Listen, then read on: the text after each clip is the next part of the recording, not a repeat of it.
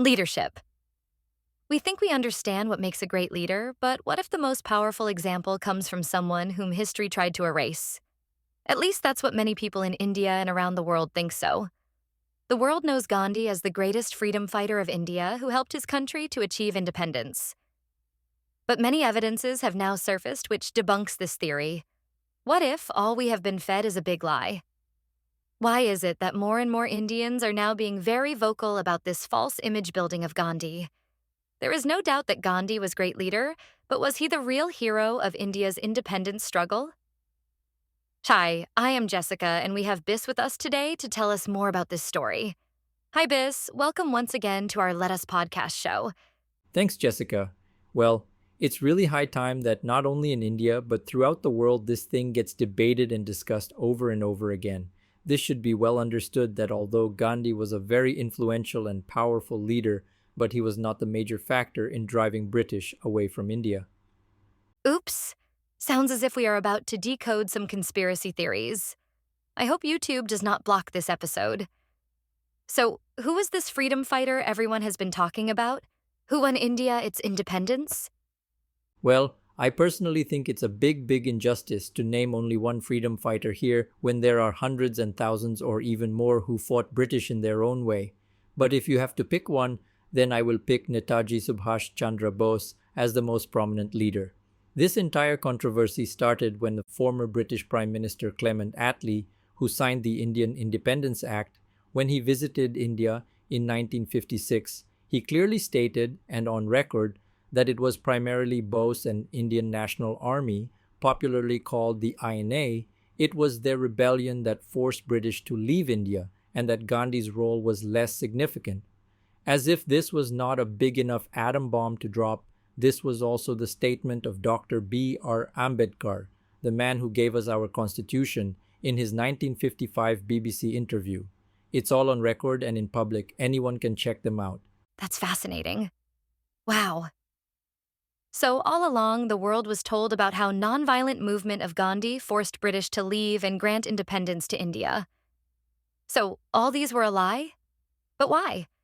The reason is political. Bose and Gandhi both were part of Indian National Congress initially, and both of them had good talking terms. However, the method by which Gandhi wanted to achieve independence was radically different than that of Bose. There are many well-documented events where Bose tried to convince Gandhi about giving up his non-violent tactics, but Gandhi did not budge. What is really interesting is that when in 1928, Viceroy of India Lord Irwin proposed Gandhi for a dominion status for India, Gandhi and Nehru thought of that gesture as sincere and wanted to agree. However, Bose did not agree. He wanted complete independence from British, and so even though Gandhi and Nehru were much bigger in stature as political figure of India, Bose was successful in convincing them to go for Purna Swaraj, which is complete independence and no compromise. There were many brave freedom fighters who went against Gandhi that time since everyone wanted complete independence from British. How can a man who wanted dominion status be hailed as someone who fought for India's total independence? It's big lie on your face, isn't it? Add to that, in time, popularity of Bose surpassed that of Gandhi within Congress, and he even defeated Gandhi's proposed candidate Sita Ramaiah in 1939 Congress presidential election. When Bose could not convince Congress leadership about his roadmap for achieving independence, he went solo. Nehru must have thought to use the image and popularity of Gandhi, who was still the face of Congress, and rule India post its independence. I also must inform you and audience that the official report on reason of Netaji's death still remains a gray area, so time will reveal more. I really did not know all these. It's so sad and at the same time intriguing. So tell me more about Bose and his leadership. You know what's really striking about Bose? His absolutely unwavering vision. From his college days until his death, he had one clear goal: India's independence. And he was willing to give up everything for it, including a prestigious civil service position where he ranked fourth in all of British India, and he achieved that rank in just 7 months of study, when it typically took others 4 years. That shows some serious determination and that determination showed up early. There's this incredible story from when he was just 16 years old. A racist British professor was physically abusing Indian students, and while everyone else stayed quiet, Bose not only demanded an apology but organized a student strike that made headlines. So, what really strikes me is how he combined that kind of moral courage with tactical flexibility. I mean, he was willing to meet with Hitler himself during World War II if it meant advancing India's independence. What? You mean Bose met Adolf Hitler? Was he supportive of Nazis' mission and racism? Absolutely not. But as I said, his eye was focused only and only on driving British away, and at the end of the day, your enemy's enemy is your friend, right? So he did not even care about what the world will say if he meets Hitler. India's independence mattered the world to him. Think about this. He walked into Hitler's domain as a freedom fighter from a colonized nation and not only negotiated as an equal, but convinced Hitler to modify derogatory comments about Indians in his book Mein Kampf. The courage is just mind-blowing. And not only that, he was incredibly strategic about it too, like how he approached different cultures, emphasizing Buddhist connections when dealing with Japan while using completely different tactics with Germany. That's what emotional intelligence looks like in action. Oh my god. Was this man for real? How did the world not know more about him? Out of all the conspiracy theories I have read, this sounds to be right among the top. Right?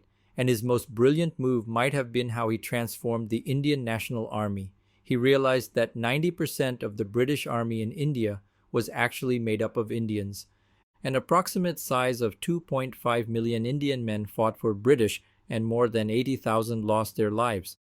So he launched this psychological campaign when he was in Japan, and he knew Japan was planning to attack Singapore, which was under British Army control. And he knew that out of 85,000 British troops, around 45,000 of them were Indians. So this was a golden opportunity for him to influence Indians. He asked Japanese Prime Minister Tojo to drop pamphlets along with bombs in which there was writing in Hindi, Tamil, English, and other Indian languages, stating, "How long will you do slavery for British Army?" And that was it. It worked like magic and started rebellion within British Army, and Singapore lost to Japan. Japan was very happy and rewarded Bose with Indian war prisoners, using which Bose created the Indian National Army. Oh, wow. This sounds more of a Hollywood espionage and thriller film than real. What a man. Well, speaking of being ahead of his time, can we talk about how he created the world's first women's regiment in the 1940s? I mean, we talk about diversity now, but think of creating an all-women regiment during that time. That seems incredibly progressive for that era. The Rani of Jhansi Regiment was revolutionary. These weren't just symbolic positions.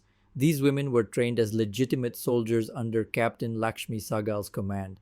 And to add to that, he created probably the most diverse army of its time, bringing together people from all religions and regions of India. He seems to be checking all the right boxes of leadership. Visionary, courageous, inclusive, intelligent, innovative, leading from the front. Gosh, is there anything else Bose did, or rather did not do? You know what really shows his character? That story about how he refused to take a car offered by Japanese officials because they couldn't transport his soldiers too. Instead, he marched with them through the jungle for 3 weeks. And that wasn't just a one-time thing. During enemy bombardments, he wouldn't take shelter until every last volunteer was safe. His famous words, "Give me blood and I will give you freedom," weren't just a slogan. He lived them every day. Give me blood and I will give you freedom. What an inspiring phrase. I am certainly going back and reading more about Bose. Damn politics. So, Bis, how did Bose force British to leave India? I am really excited to know that part. The influence of Bose on the army and common man in India was so significant that even after his reported death in a plane crash, his call for independence did not go down. When British Army captured his close-ranked officers in Indian Army and subjected them to court-martials and then torture and death, it sparked revolts within the Indian military and especially among the Indian Navy. The British had been ruling the country in the firm belief that whatever may happen in the country or whatever the politicians do, they will never be able to change the loyalty of soldiers. That was one prop on which they were carrying on the administration, and that was completely dashed to pieces. They found that soldiers could be seduced to form a party, a battalion to blow off the British. Add to that the second factor, and that was the impact of World War II on the economy and resources. The British was in no position to get into another war internally with Indian Army and Navy. This was exactly what Bose predicted long back, and that's why he wanted to take advantage of World War II and strike British, but Gandhi and Nehru rejected his plans then. Today, all Indians are indebted to this supreme leader and his sacrifice. Many Indians like me consider him as our first prime minister. Wow! I don't about others, but I am inspired. The world must know his story. Such a powerful display of vision and courage. Thanks, Bis, for such great insights. I hope the story of Bose inspires many generations. For our audience, if you want more videos and podcasts that will make you think, please like and subscribe to Let Us Lead channel. Till next time, take care.